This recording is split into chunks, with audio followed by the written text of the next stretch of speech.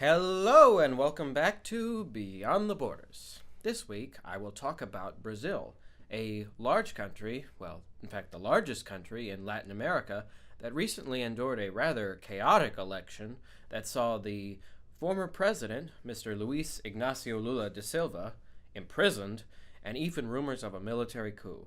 Finally, after all the chaos, Mr. Jair Bolsonaro, the controversial right-wing candidate, was elected.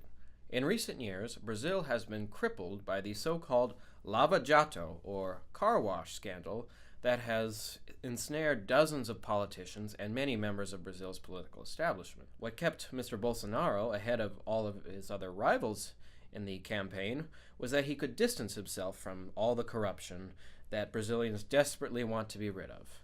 So if he wants to clean that up, I wish him the best of luck, because governing Brazil will not be easy. First of all, Mr. Bolsonaro has to fix Brazil's troubled economy. Many say, and I would too, that Brazil has struggled with a heavy state intervention in the economy and too many nationalized state-owned enterprises that do not allow private enterprise to operate successfully.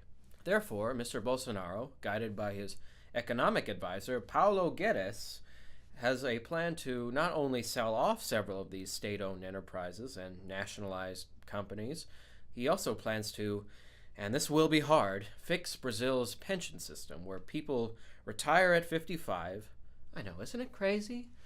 And somehow try to do that.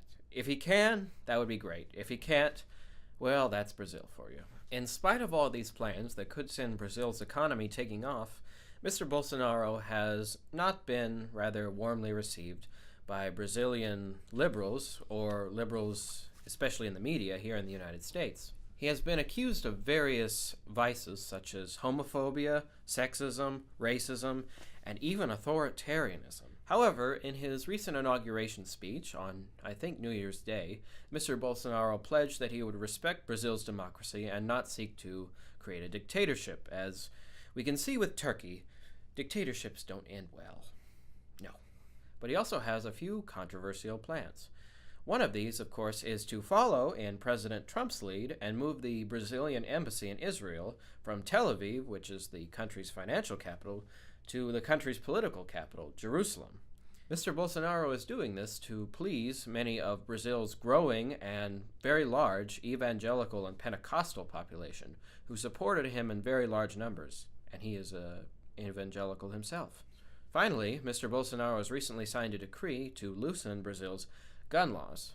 As you know, or might not know, Brazil has severe problems with extreme and rampant gang violence and turf wars that engulf most of its major cities, leaving the police almost ineffective. Bolsonaro's plan is to give most of the citizens guns, therefore the criminals can be killed themselves. Whether this will work, I don't know. Certainly I hope Brazil can reduce its crime, but there's no way to know.